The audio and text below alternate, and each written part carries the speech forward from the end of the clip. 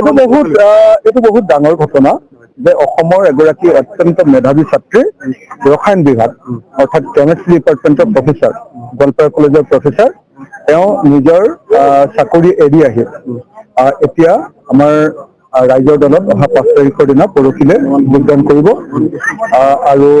এইটো বৰ ডাঙৰ ঘটনা যে সাধাৰণতে কোনো চোকা বুদ্ধিমান মানুহ আৰু সৎ মানুহ কেতিয়াও ৰাজনীতিলৈ আজিকালি নাহে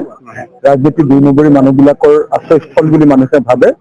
সেই সময়ত জ্ঞানশ্ৰীৰ নিচিনা এজনী ছোৱালী উদীয়মান মানে সঁচাকে একদম অগ্ৰণী উদীয়মান এগৰাকী যুৱতী এনেকৈ নিজৰ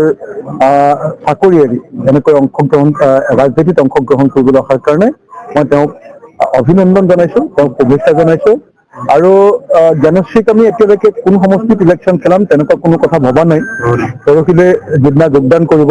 যোগদান কৰাৰ পাছত তাইৰ লগত আলোচনা কৰিম মই তাইক বাৰম্বাৰ কৈছিলো যে তই হেৰি কৰিব নালাগে চাকৰি এৰিব নালাগে কিন্তু তাই জেদ ধৰিছে চাকৰি এৰিবই বুলি তাই ভাবি চিন্তি